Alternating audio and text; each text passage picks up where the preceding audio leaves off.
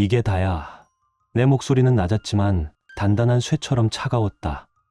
테이블 위로 몇 장의 사진이 흩어졌다. 강남 레지던스 입구, 낯익은 두 사람의 뒷모습. 그녀와 그 남자였다. 그날 밤 집 안의 공기는 이상하리만큼 무거웠다. 냉장고의 모터 소리조차 죄책감처럼 귓가에 울렸다. 나는 그저 앉아 있었다. 모든 걸 알고 있었다. 그녀는 그걸 몰랐을 뿐이다. 사람은 배신 앞에서 어떤 얼굴을 하게 될까? 분노, 눈물, 아니면 냉정? 나는 그날 처음으로 깨달았다. 사랑의 마지막 표정은 눈물이 아니라 침묵이라는 걸. 이 이야기는 단순한 외도의 이야기가 아니다. 믿음이 무너지고 정의가 차가워지는 이야기다. 그리고 무너진 자리 위에서 한 남자가 어떻게 다시 자신을 세우는지에 대한 기록이다. 결말은 여러분의 예상을 완전히 뒤엎을지도 모릅니다. 여러분의 생각은 어떠셨나요? 댓글로 꼭 남겨주세요. 구독과 좋아요도 잊지 마시고 방탐정의 이중 파일과 함께 더 놀랍고 흥미로운 이야기 속으로 떠나봐요. 사람의 관계는 늘 조용히 변한다. 한순간의 폭발이 아니라 아무 말도 없이 스며드는 공기처럼 서서히 바뀐다. 그리고 어느 날 문득 낯선 공기 속에 서 있는 자신을 발견하게 된다. 지연의 퇴직 소식을 들었을 때 나는 잠시 말을 잃었다. 20회 가까이 다닌 은행을 그만둔다니 그건 그녀답지 않은 선택이었다. 지연은 항상 성실했고 일에선 누구보다 냉정했다. 그런 사람이 그냥 좀 쉬고 싶어 라고 말했을 때 그 웃음 속에는 묘한 공허가 묻어 있었다.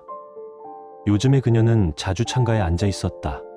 한참 동안 아무 말 없이 밖을 바라보다가 내가 말을 걸면 잠시 미소만 지었다.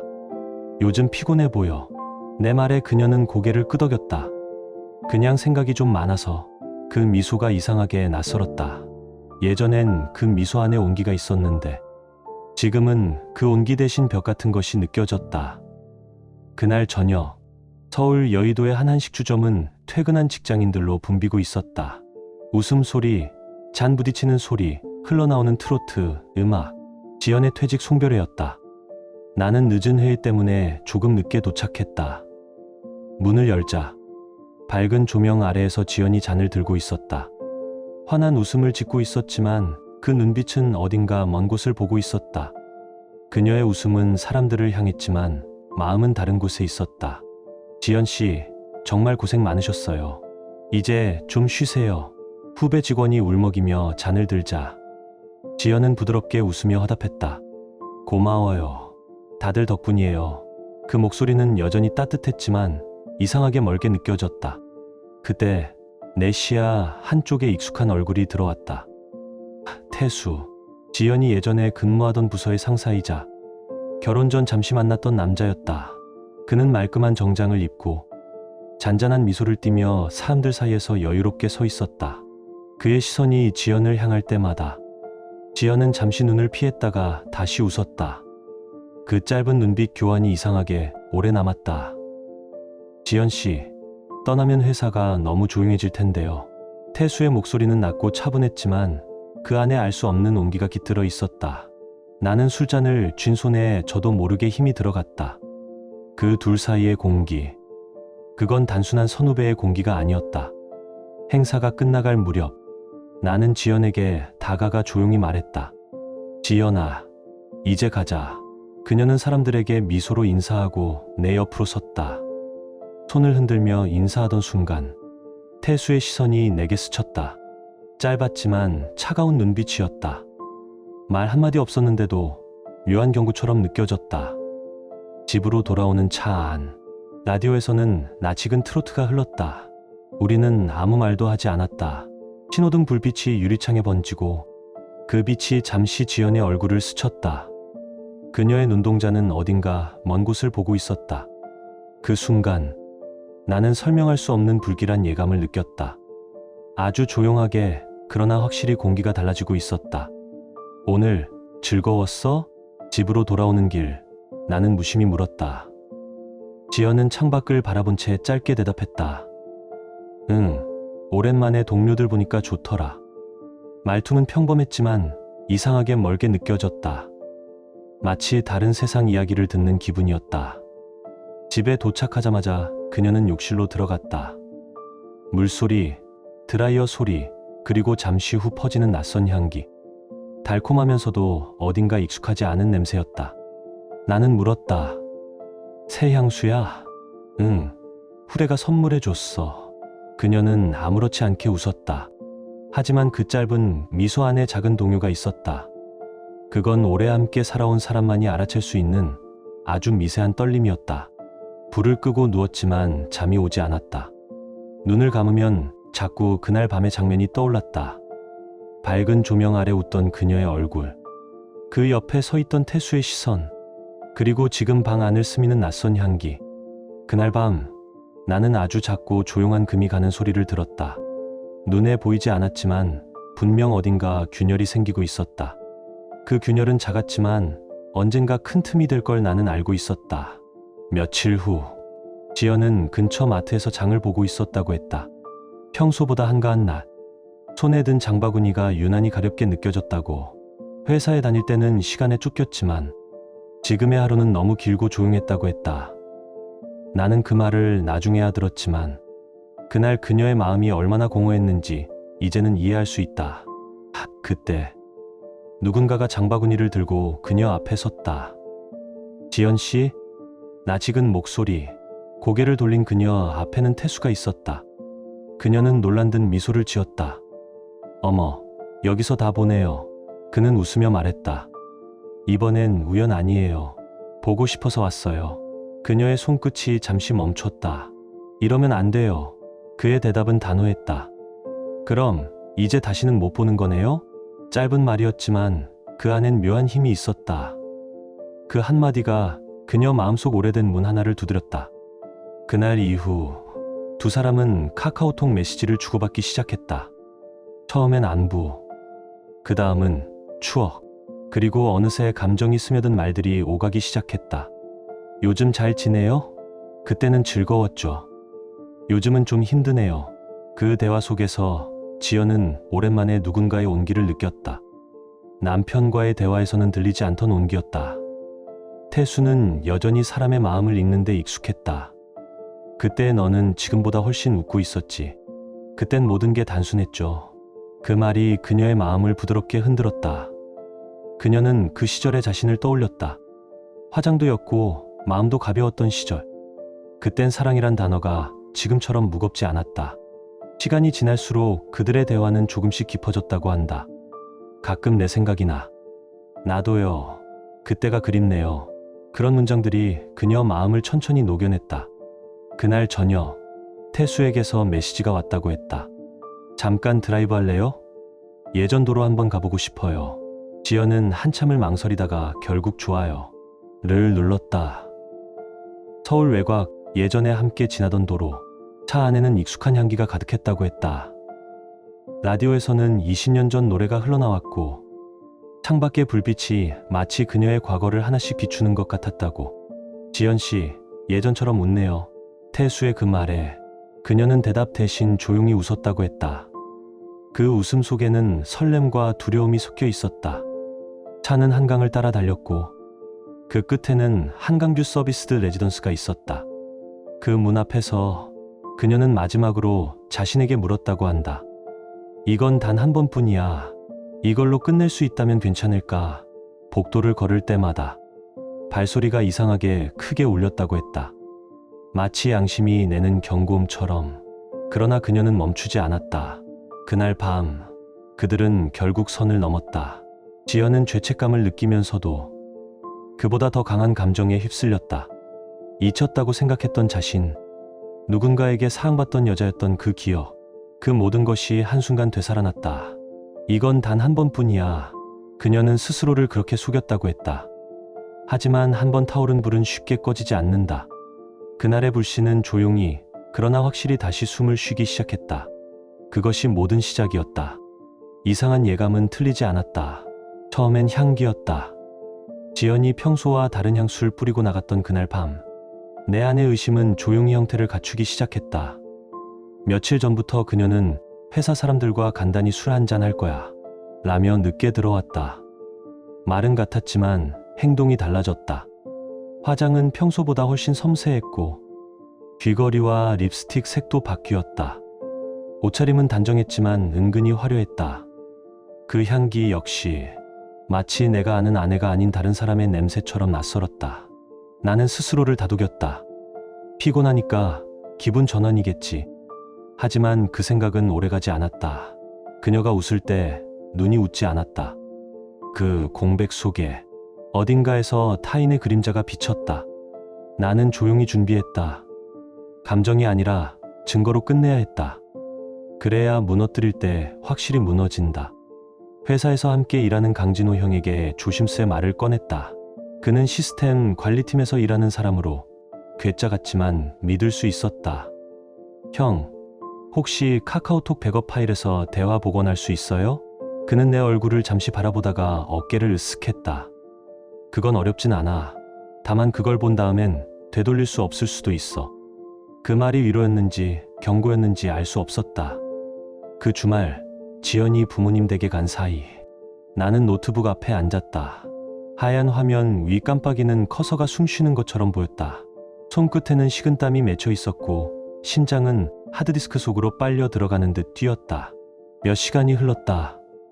강진호 형에게서 전화가 걸려왔다. 민서가 진짜 봐야겠어?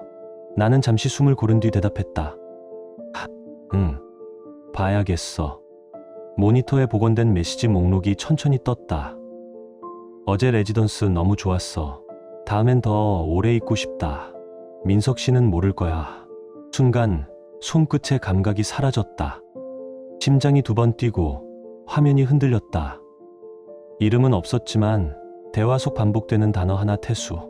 그 2글자가 불길처럼 먼저 눈앞을 삼켰다.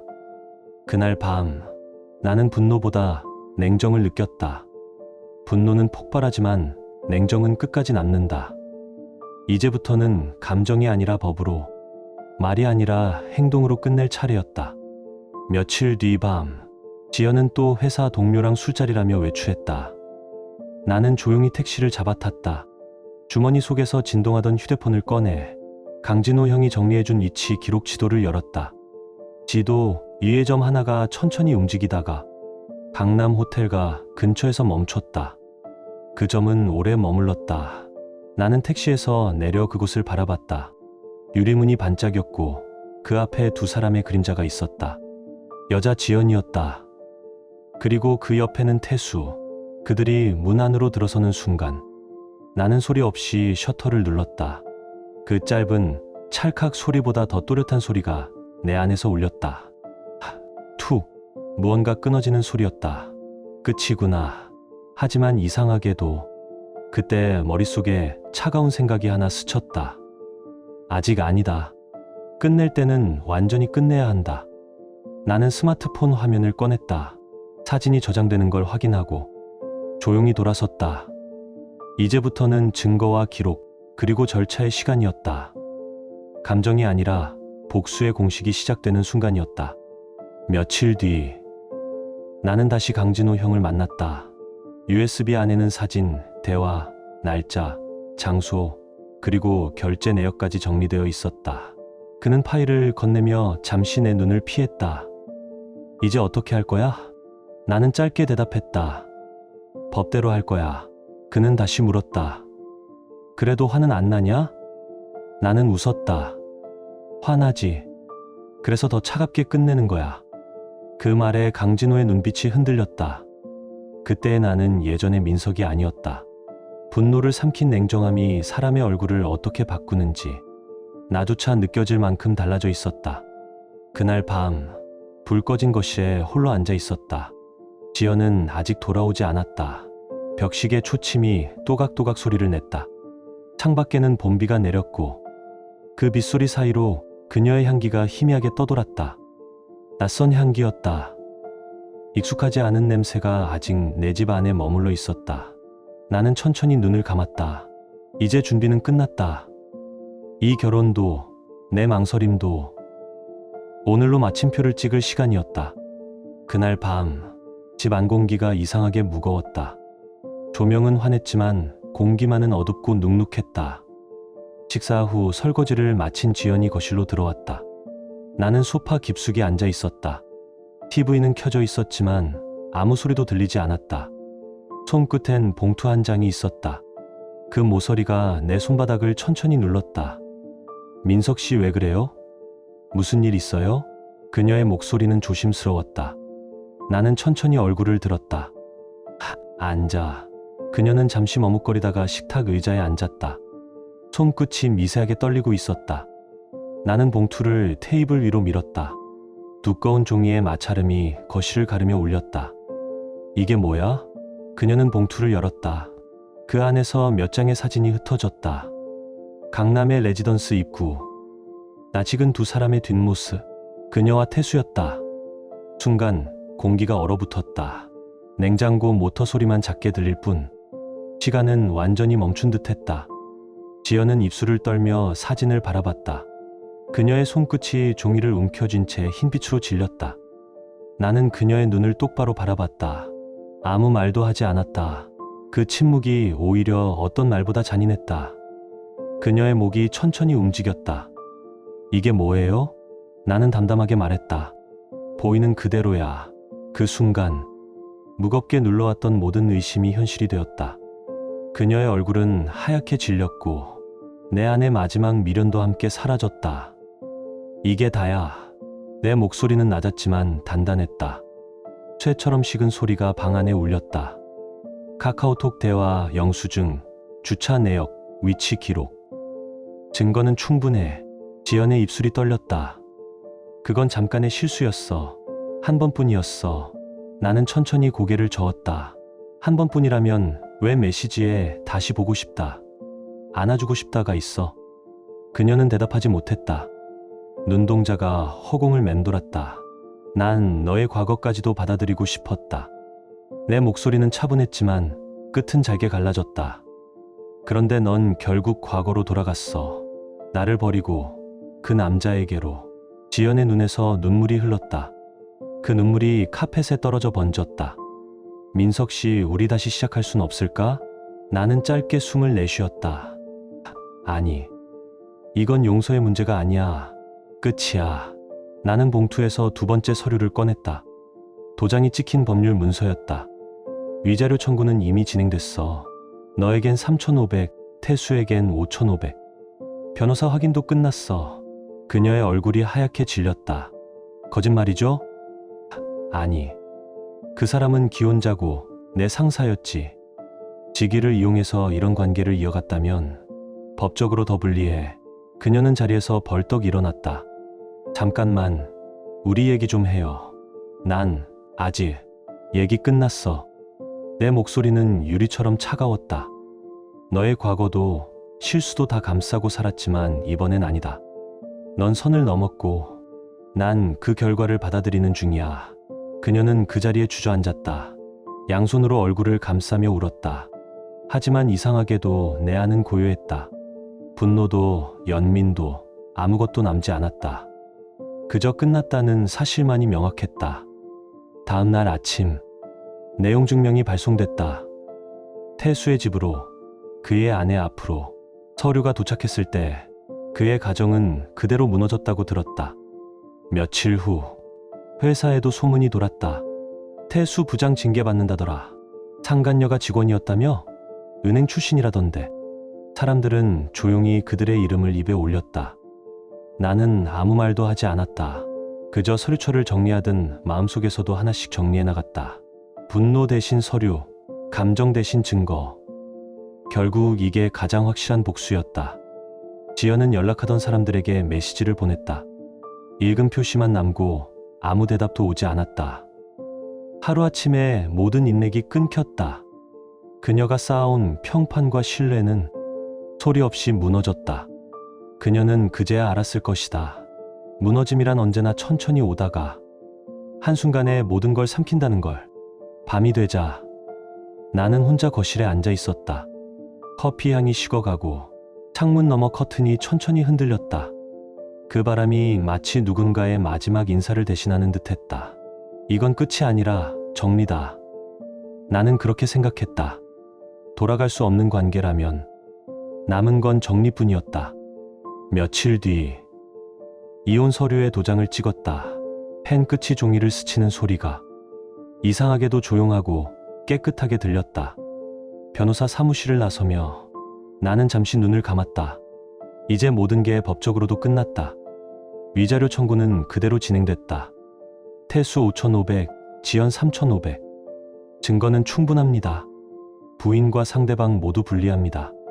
변호사의 말은 차가웠지만 그 안엔 묘한 해방감이 섞여 있었다. 태수는 결국 징계위원회에 회부됐다.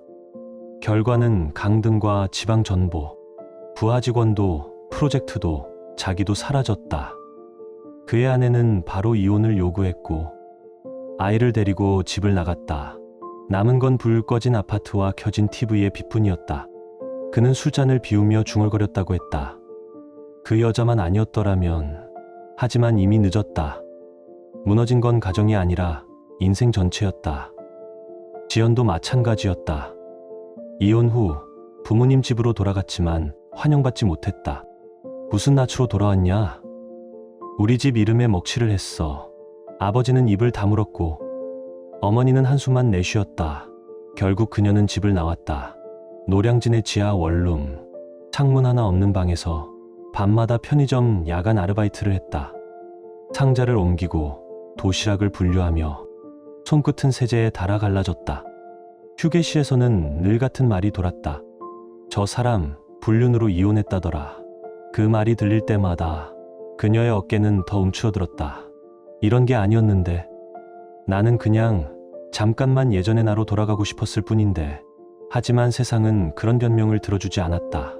잠깐의 외도는 인생 전체를 무너뜨리기에 충분했다. 나는 집을 정리했다.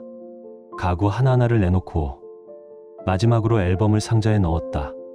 사진 속의 웃음, 여행, 생일 모두 과거였다. 그 사진 속에서 웃고 있는 두 사람은 이제 존재하지 않았다. 남은 건 지나간 시간의 냄새뿐이었다. 버리는 게 아니라 옮기는 거다. 나는 그렇게 중얼거렸다. 완전히 버린 게 아니라 무너진 자리에서 다른 쪽으로 옮겨가는 것뿐이었다. 타올랐던 불은 사라졌지만 그 재와 연기는 아직 남아 있었다. 그리고 지금 그 연기가 조금씩 걷히고 있었다. 봄바람이 아직은 차갑게 느껴지는 아침이었다. 나는 역 앞에 낡은 카페 창가에 앉아 커피를 마시고 있었다. 창밖으로는 출근길 사람들의 분주한 발걸음이 이어졌고 그 모습을 보며 문득 미소가 지어졌다. 서울을 떠난 지한달, 지방의 작은 건설사로 이직한 뒤 산과 강이 둘러싼 이 조용한 마을에서의 삶에도 조금씩 익숙해지고 있었다. 아직 모든 게 낯설지만 마음만큼은 이상하리만치 평온했다. 전 직장에서는 내 이름이 언제나 위자료 소송 남편으로 회자됐지만 지금의 동료들은 그런 과거를 묻지 않았다. 그저 성실히 일하는 사람으로 똑같은 인간으로 대해줬다. 그게 고마웠다. 새로 얻은 집은 역에서 조금 떨어진 언덕 위의 작은 원룸이었다. 밤이면 벌레 소리가 들리고 아침이면 새소리에 눈을 떴다. 서울에서는 느껴보지 못한 고요함이었다. 커튼 사이로 햇살이 스며들 때면 마음 한구석이 조금씩 풀렸다. 평범한 하루가 이렇게 사치스러울 줄 몰랐다. 그 생각에 저절로 웃음이 났다. 그 웃음엔 아직 약간의 공허함이 남아 있었지만 그조차 이제는 자연스러웠다. 그 시간, 지연은 여전히 밤샘 편의점 근무를 이어가고 있었다. 같은 시간, 같은 작업, 같은 공기. 끝이 보이지 않는 터널을 걷는 기분이었다. 손끝은 세제에 달아 붉게 갈라졌고 휴게실에서는 아직도 사람들의 수군거림이 들려왔다. 그 여자 불륜으로 잘렸다더라. 그 말에 고개를 숙였지만 반박할 힘조차 없었다. 그녀는 한때 태수에게 전화를 걸어보려 했다. 하지만 신호만 울릴 뿐 끝내 연결되지 않았다. 태수 역시 좌천된 지방사무소에서 젊은 상사에게 꾸중을 듣는 날들이 이어지고 있었다. 한때 자신감으로 빛났던 남자는 이제 그림자처럼 말라 있었다. 그의 책상 위엔 먼지뿐. 그의 전화기엔 더 이상 누구의 연락도 없었다. 지연은 가끔 생각했다. 죄보다 기억이 더 무겁다.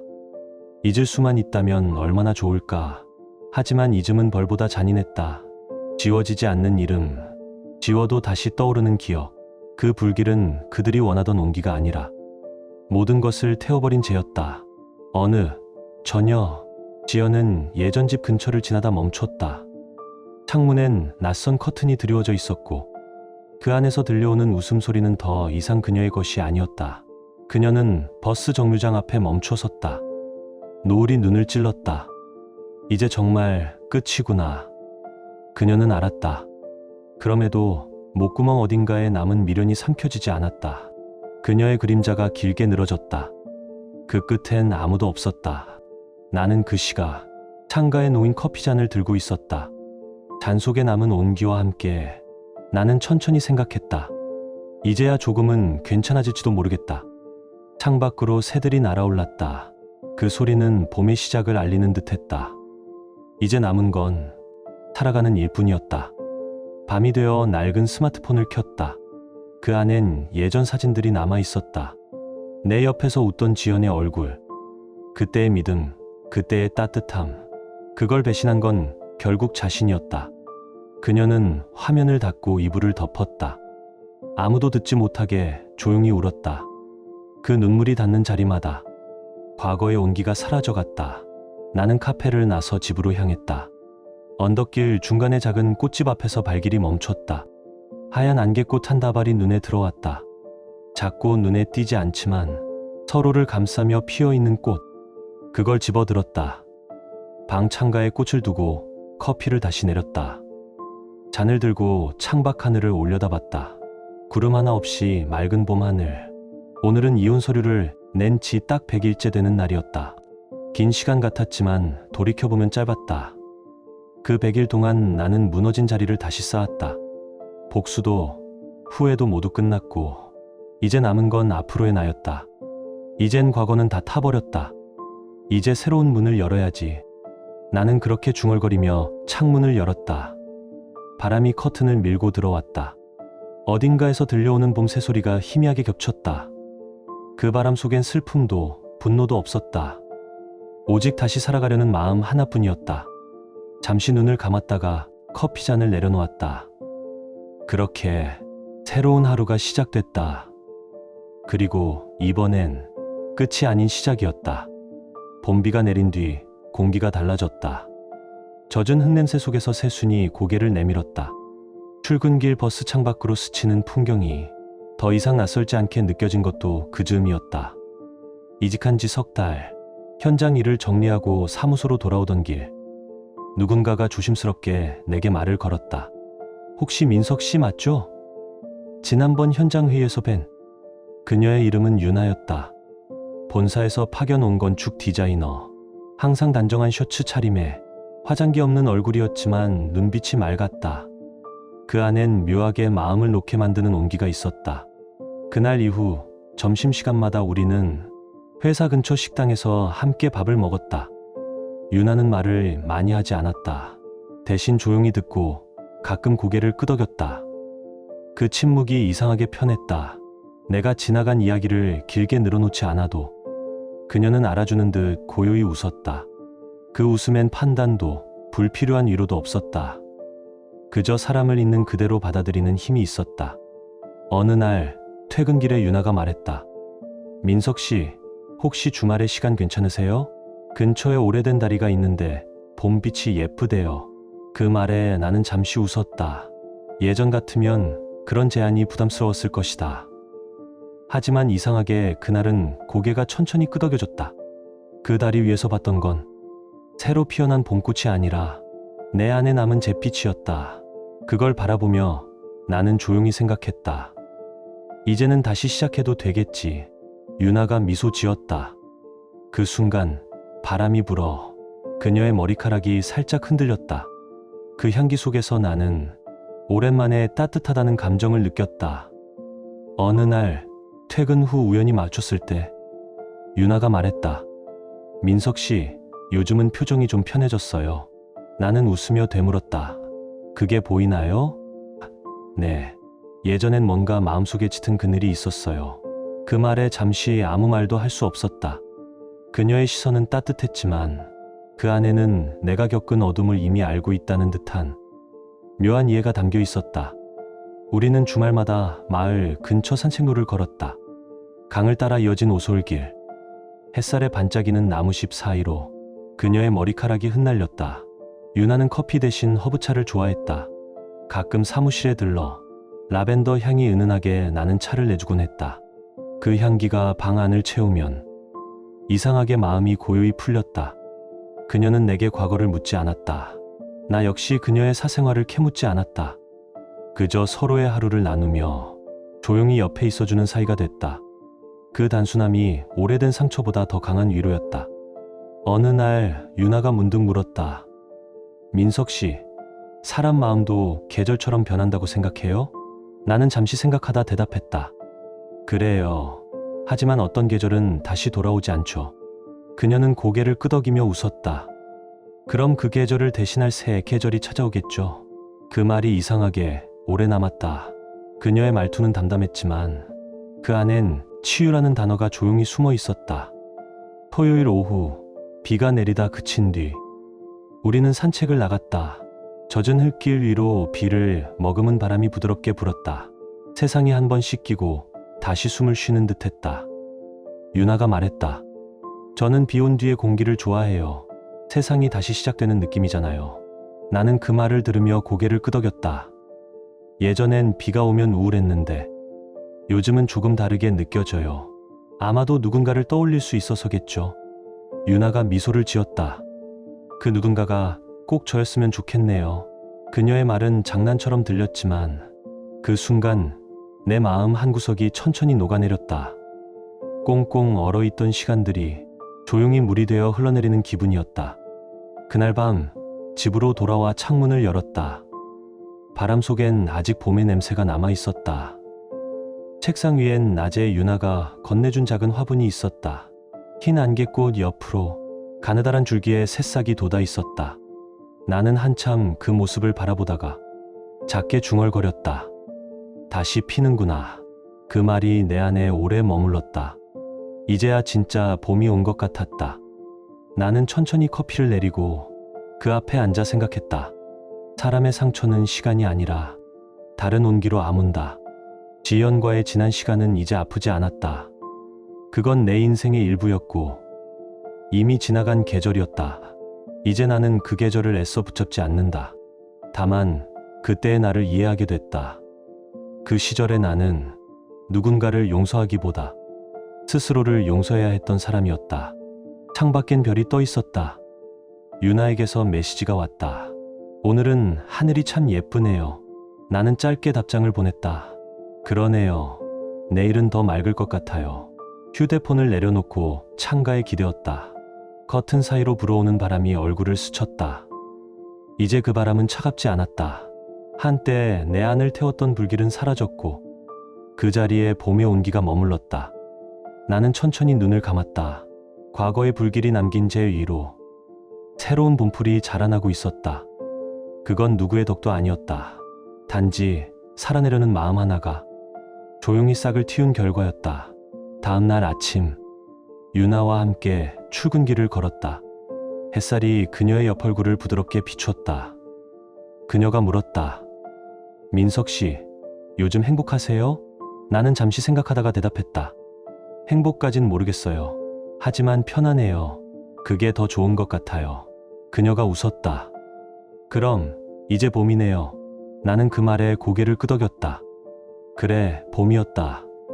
긴 겨울이 끝나고 마침내 내 안에도 봄이 찾아온 것이다. 그 길 끝에서 유나가 내게 말했다. 오늘 저녁 같이 꽃시장 갈래요? 안개꽃이 예쁘게 피었대요. 나는 대답 대신 미소 지었다. 한참 만에 진심으로 웃고 있었다. 그렇게 우리의 봄이 조용히 시작되고 있었다. 지금 당신의 마음은 어떤가요? 이야기를 읽으며 떠오른 감정이나 생각이 있다면 댓글로 나눠주세요. 당신의 진심 어린 한마디가 누군가에겐 큰 위로가 될 수 있습니다. 이 짧은 이야기 속에 작은 온기나 잊고 지낸 감정 하나라도 담겨 있었다면 그것만으로 이 이야기는 충분히 의미 있는 시간이었을 거예요. 좋아요와 구독 그리고 공유는 이런 따뜻한 이야기가 더 많은 사람의 하루에 조용히 스며들 수 있는 힘이 됩니다. 함께 해주셔서 고맙습니다. 당신의 하루에도 조용한 평안과 따뜻한 사람이 함께하길 진심으로 바랍니다.